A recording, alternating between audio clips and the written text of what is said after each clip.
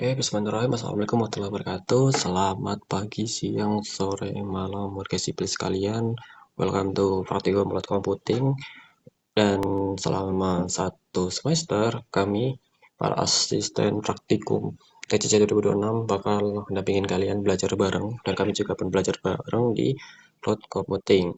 Oke, baik, langsung aja masuk ke bagian kontrak perkuliahan ya, biar ya, welcome to satu semester. Jadi di praktikum atau kontrak perkuliahannya kurang lebih sama kayak tahun-tahun sebelumnya. Jadi toleransi terlebih 15 menit, jangan lupa masuk WA, terus presentasi bakal dilakukan manual di kelas gitu ya. Terus kalau yang misal luring, nah dia bakal ya seluruh dia ada praktikum luring, tapi karena ini semester genap, jadi mungkin banyak banget yang online atau asinkron, tapi kami usahakan mungkin online. Jadi karena kalau online kan mesti biasanya ada yang nggak perangkat telat dan sebagainya dan skip. Oleh karena itu aku bikin video ini gitu ya. Terus di TCC ini nggak ada kuis dan responsi, jadi membantu kalian tidak terlalu pusing di semester 6 ini, dan tapi ada proyek akhir dan beberapa tugas gitu. Oke, itu kurang lebih gitu ya untuk kontrak perkuliahannya seperti biasanya lah. Terus untuk pertemuan pertama itu bakal introduce TCC ya. Di perkenalan nanti ada uh, intro cloud provider, terus ada IAM, terus pertemuan kedua itu nanti ada web service. Part satu nanti bakal lokal dulu, terus yang web service kedua nanti udah mulai pakai cloud storage ya. Nanti apa itu maksudnya mungkin nanti bakal kita jelas di praktikum atau di materi selanjutnya nih di bagian intinya. Terus keempat itu ada IaaS atau Infrastructure as a Service. Nanti kita pakai Google Compute Engine. Kelima itu nanti belajar Linux dan Docker. Terus pertemuan keenam nanti bakal belajar microservice dan Kubernetes. Ketujuh nanti ada PaaS atau Platform as a Service. Lalu nanti kita pakai App Engine dan Cloudrun. Terus ya pertemuan ke-8 dan ke-9 nanti kalian bakal kerjain pekerjaan final project. Nanti mungkin ada asinkron gitu.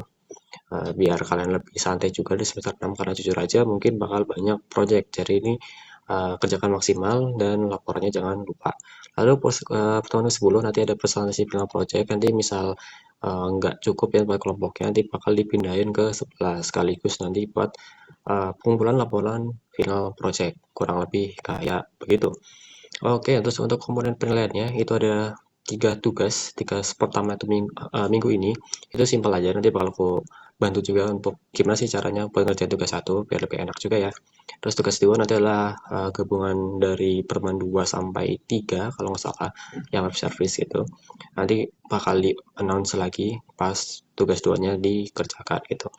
Lalu tugas 3 ini 25% juga itu eh sampai PAS lah, kurang lebih gitu. Jadi nanti ada 3 tugas plus project akhir yaitu 50%. Oke, mungkin kurang lebih kayak gitu ya. Alright, kita bakal masuk ke materi intinya yaitu bagian satu. Oke, kita bakal belajar dulu mengenai cloud computing. Apa sih cloud computing itu? Itu adalah sebuah layanan yang memungkinkan kita menyimpan dan mengakses data serta menjalankan program melalui internet sehingga dapat diakses secara on demand. Contohnya itu ada Canva, Netflix, sama Google Space. Jadi ketiga contoh ini itu tinggal kita akses saja lah lewat cloud computing gitu ya.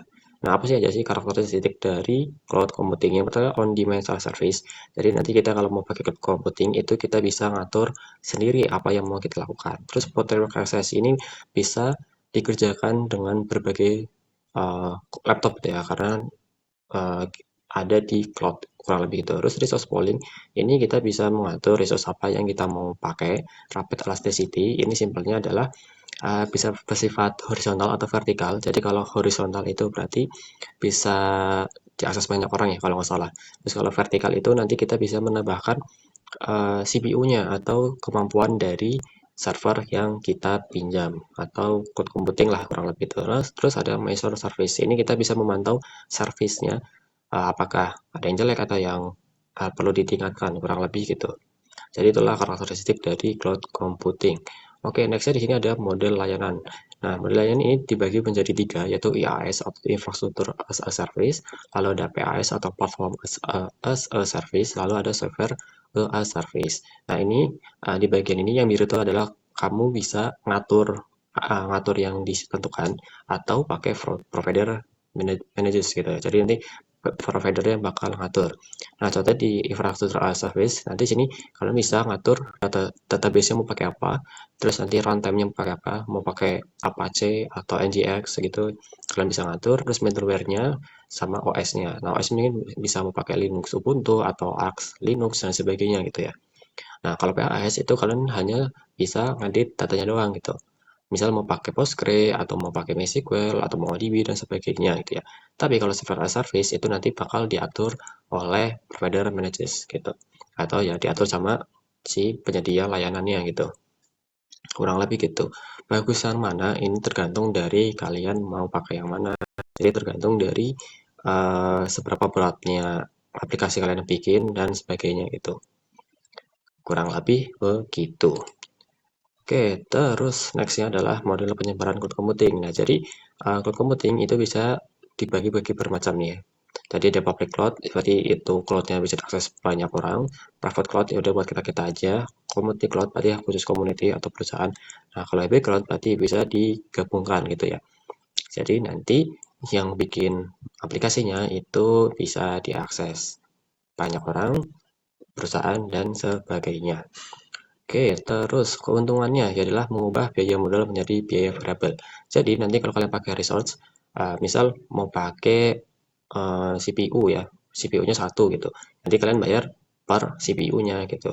Terus karena skala ekonominya sangat besar. Jadi eh, karena sifatnya variabel, jadi ekonominya itu bisa diperkecil. Terus berhenti menebak kapasitas. Nah, jadi kalian bisa menghitung aja. Sebenarnya di GCP juga ada kalkulatornya ya buat ngitung berapa uang yang kalian pakai nanti. Terus meningkatkan kecepatan dan kelicahan, tidak diperlukan pusat data dan mendunia dalam hitungan menit. Jadi ketiga ini simpelnya adalah eh, kalian hosting lah, ibaratnya simpelnya kayak hosting. Jadi udah tinggal bisa diakses oleh dunia gitu.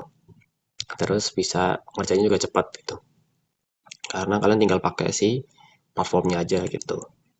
Terus ada hal apa yang perlu diperhatikan untuk cloud computing? Yang pertama perjanjian tingkat layanan, terus ada privasinya, kepatuhan, dan kepemilikan data, plus kualitas data. Jadi intinya di sini adalah kalian harus ngikutin aturan-aturan yang ada di platform yang akan kalian gunakan gitu. Tapi juga diperlukan kalian harus uh, mengatur data gitu. Mungkin kalian udah belajar kriptografi di mana Pak Bagus mengatakan kalau misal datanya itu bocor, berarti kalian bisa dituntut oleh undang-undang gitu ya. Walaupun undang-undang kita seperti itu. Tapi at least kita harus ngikutin peraturan yang ada di platformnya, kurang lebih kayak gitu. Terus apa aja sih penyedia layanan cloud-nya? Itu ada AWS, ada GCP atau Google Cloud Platform, terus ada Azure yaitu milik Microsoft. Nah, nanti kurang lebih kita bakal nyoba pakai yang Google Cloud. Oke, terus kita masuk ke bagian kedua, yaitu apa itu resource management. Nah, resource management adalah layanan yang membantu kita untuk mengatur siapa saja yang dapat mengakses resource tersebut. Nah, simpelnya resource tersebut ini adalah sebagai pengatur siapa saja yang memiliki hak akses pada layanan-layanan yang ada di Google Cloud. Nah, ini singkatan IAM atau adalah Identity and Access Management. Jadi simpelnya kalau di Google Docs itu kalian bisa bagi linknya ke teman, terus kalian bisa atur entah mau di editor, mau viewer atau mau komentator gitu. Nah, simpelnya di IAM itu sama. Cuman role di sini tuh cukup banyak. Nah, di sini dibagi jadi tiga tiga yang utama ya. Ada basic role, predefined role, sama custom role. Nah, ini jujur ini banyak sekali. Nanti bakal kita coba di prakteknya gitu ya. Oke, terus untuk tugasnya. Nah, ini untuk tugasnya nanti uh, satu kelompok itu terdiri dari empat, ini belum diganti ya, empat orang. Terus nanti per kelas itu nanti bikin projectnya itu sesuai dengan kelas plus kelompoknya. Ini contoh ada C06, berarti ada IFC dengan kelompok 06. Nah, nanti masukin teman kalian sebagai owner melalui AM, terus nanti masukkan asisten sebagai viewer. Nah, ini untuk linknya sebagai berikut. Nah, tapi jangan diaktifkan dulu ya. Jangan diaktifkan karena kalau kalian udah aktifin itu perlu 90 hari.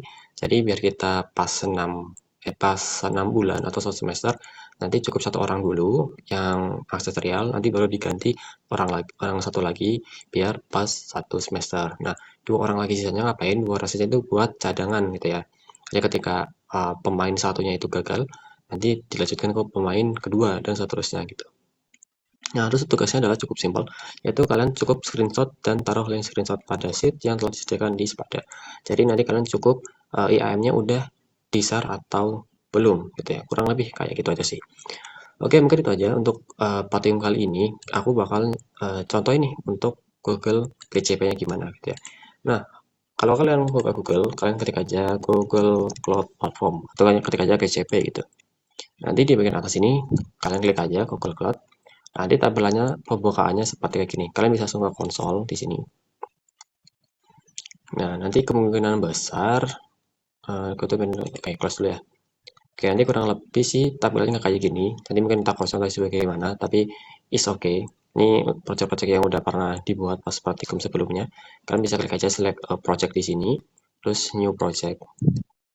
Nah, di sini kalian tinggal bikin nama projectnya gitu ya. Misal kelas, misalnya kelas X dengan kelompok 01 gitu.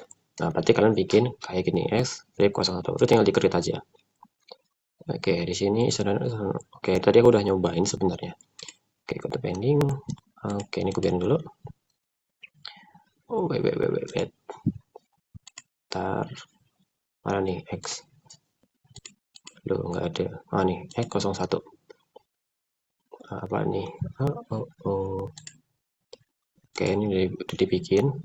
Nah, kalau udah dibikin, mungkin tampilannya beda kayak gini. Ntar liatin tampilan yang sama deh.